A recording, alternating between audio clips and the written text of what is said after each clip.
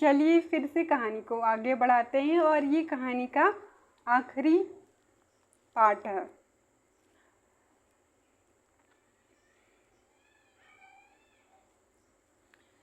ओहो, एक भूल ही हो गई, यानी बछड़ा तो खोला ही नहीं, इसीलिए तत्काल बछड़ा भी खोल दिया गया। तीर निशाने पर बैठा और बछड़े की ममता में व्याकुल होकर भैंस ने अपने खुरों को ब्रेक लगा दिया। बछड़ा तत्काल जुट गया।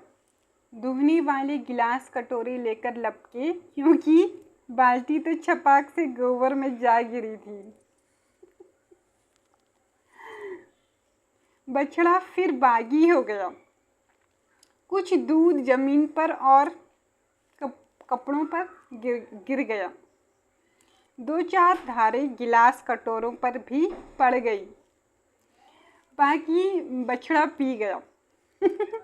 यह सब कुछ मिनट के 3/4 में ही हो गया।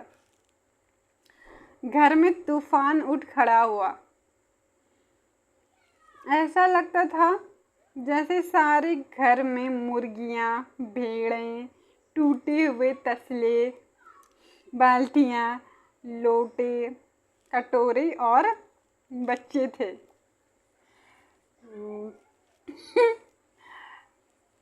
बच्चे बाहर किए गए।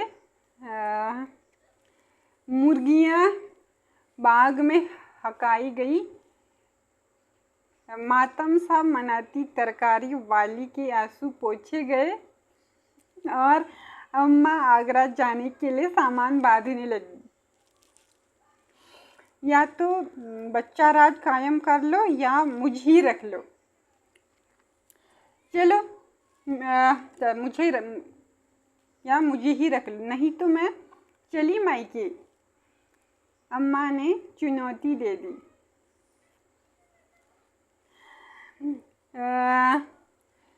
या तो बच्चा राज कायम कर, और फिर अब देखिए आगे, और अब्बा ने सबको कतार में खड़ा करके पूरी बटालियन का कोर्ट मार्शल कर दिया।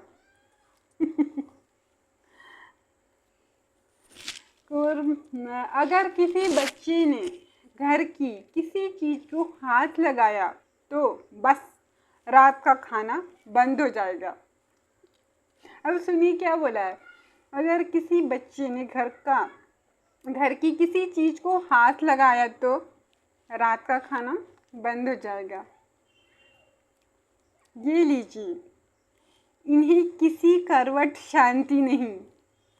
हम लोगों ने फिर देखिए, हम लोगों ने भी निश्चय कर लिया कि अब चाहे कुछ भी हो जाए, हिलकर पानी भी नहीं पिएंगे। अब बच्चों ने ये ठान लिया कि अब वो कुछ भी नहीं करेंगे, किसी चीज़ को हाथ ही लगाएंगे और हिलकर पानी तक नहीं पिएंगे। जिस बात को लेकर कहानी शुरू हुई थी कि बच्चे अपना पानी हिलकर भी नहीं पीते हैं, और कहानी का अंत भी ऐसे होता है कि अब बच्चे हिलकर पानी ही नहीं पिएंगे और किसी चीज़ को हाथ ही नहीं लगाएंगे। तो अगर आपको ये कहानी मज़ेदार लगी तो कमेंट कीजिए, और मैं ऐसे और कहानी सुनाती रहूँगी, और भी मज़ेदार तरीके से मैं कहानी सुनाऊँगी, और भी अच्छी होंगी, जो बहुत मज़ा आएगा सुनने में, और मुझे कहानी सुनाने में भी बहुत मज़ा आएगा।